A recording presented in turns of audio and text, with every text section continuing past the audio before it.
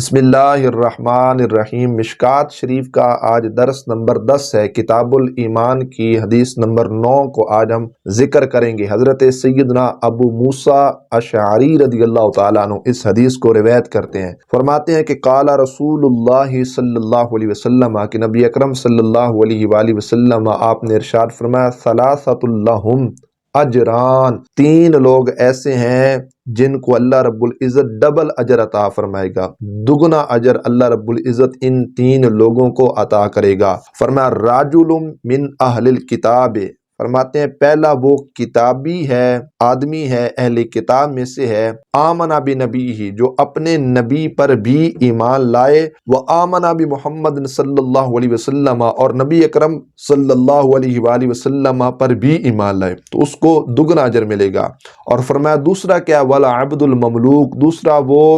غلام مملوک، اذا ادى حق اللہ وحق موالیہ، جو اللہ رب العزت کا بھی حق ادا کرے یہ غلام، وحق موالیہ، اور اپنے آقاؤں یا اپنے مولاؤں کا بھی حق ادا کرے۔ وراجل، اور تیسرا آدمی وہ ہے، کانت عندہ امۃ، جس کے پاس لونڈی تھی، یطأھا، اس کے ساتھ اس نے وطی کی یا صحبت کی یا جماع،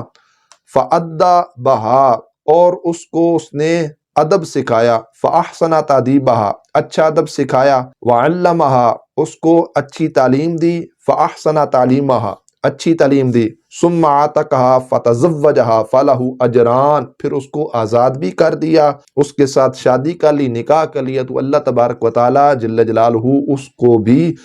دگنا اجر عطا فرمائے گا، ڈبل ثواب عطا کرے گا۔ دگنا اجر یہ تین لوگوں کو کیوں ملا؟ سب سے پہلی بات، وہ کتابی اہل کتاب میں سے جو اپنے نبی پر ایمان لائے، اور بعد میں نبی اکرم صلی اللہ علیہ وسلم جب تشریف لائے تو ان پر بھی ایمان لائے۔ اصل میں وجہ یہ ہے کہ بعض لوگوں کے دلوں میں یہ شبہ پیدا ہو گیا کہ جن لوگوں نے حضرت عیسیٰ علیہ السلام کا کلمہ پڑھ لیا، یا جو ان کے دین میں تھے، یا جو بقیہ مذاہب کے اندر تھے، انہوں نے یہ سمجھا کہ اعلان نبوت کے بعد رسول اللہ صلی اللہ علیہ وسلم نے جب اپنی نبوت کا اعلان کیا، اگر ہم نے رسول اللہ علیہ السلام کا کلمہ پڑھا، حضور کے دین میں آ گئے، تو جو پچھلے مذہب کے اندر، چاہے کوئی نصرانی ہو، چاہے کوئی یہودی ہو،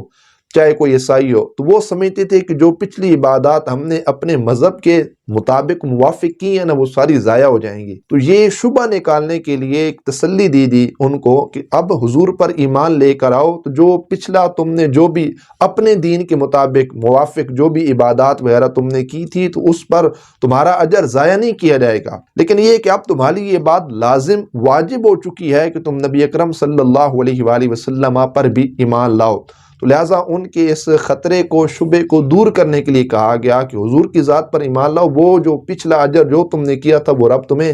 عطا فرمائے گا۔ اور دوسری بات، یہاں پر جو ہے ایک غلام ہے، اس کے لیے ڈبل جو ثواب ہے، وہ بندہ، وہ غلام جس نے اپنے مولاؤں کا بھی حق ادا کیا، جس نے رب کے حق کو بھی ادا کیا۔ مطلب دو تین آقا ایسے تھے جنہوں نے ایک غلام خریدا، اور چند گھنٹے انہوں نے بنا لیے کہ جو اس حساب سے وہ کیا کریں گے، اپنے آقاؤں کی خدمت کریں گے۔ اب اس زمانے میں یہ بات مشہور تھی کہ لوگ یہ کہتے تھے اگر غلام نے عبادت کی، سجدہ کیا، کوئی بھی عبادت کی، آدھا ثواب غلام کو ملے گا، تو آدھا ثواب اس کے آقا کے پاس جائے گا۔ تو یہ شبہ، یہ خطرہ ان کے دل سے نکالنے کے لیے رب فرماتا ہے کہ اللہ